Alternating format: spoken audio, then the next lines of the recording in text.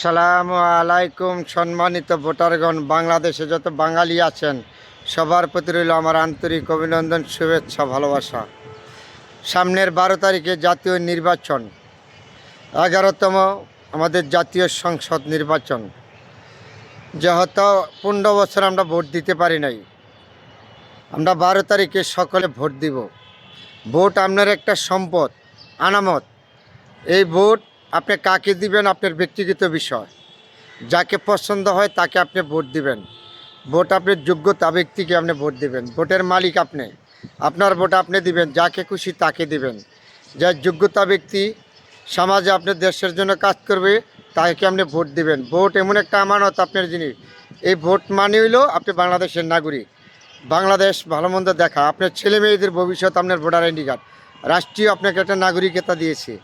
তা ভোট এরকম একটা নাগরিকতার অধিকার আপনার। আপনি কাকে ভোট দিবেন আপনার ব্যক্তিগত বিষয়। যোগ্যতা ব্যক্তিকে ভোট দিবেন।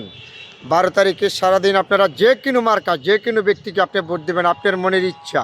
কোনো জোর নাই, জুলুম নাই, কোনো বিশৃঙ্খলা সৃষ্টি করার যাবেন না। যারা ক্যান্ডিডেট আছেন আপনাদের নেতা নেত্রীদেরকে বলবেন কোনো বিশৃঙ্খলা যাতে সমাজে না হয়।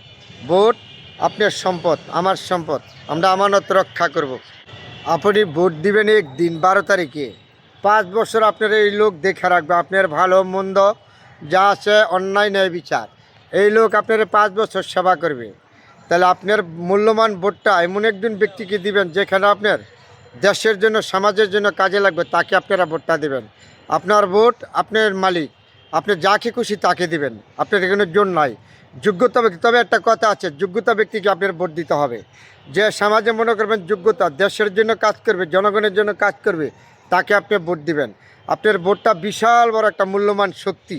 কিন্তু আপনি এই বিদেশের নাগরিক, আপনার অধিকার, আপনার ইচ্ছা, যাকে ইচ্ছা তাকে আপনি ভোট দিবেন, যাকে খুশি। কিন্তু এই কথা মাথায় রাখতে হবে, আপনি ভোট দিবেন একদিন 12 তারিখে, আপনাকে সেবা করবে ওরা 5 বৎসর।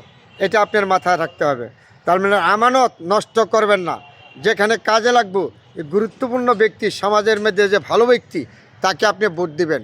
আপনি একটা ভোটের মালিক না, আপনি রাষ্ট্রীয় আগামী দিনের ভবিষ্যতের একজন।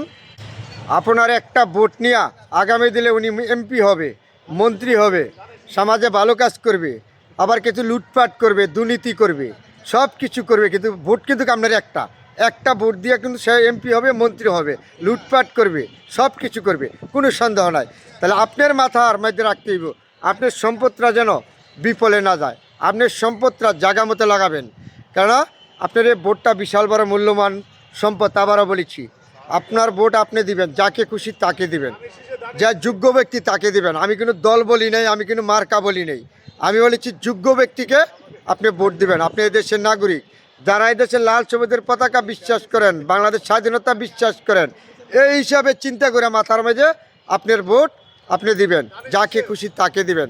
সকল দেশবাসীর প্রতি আমার আবার আন্তরিক অভিনন্দন, শুভেচ্ছা, ভালোবাসা রইল। সবাই ভালো থাকবেন।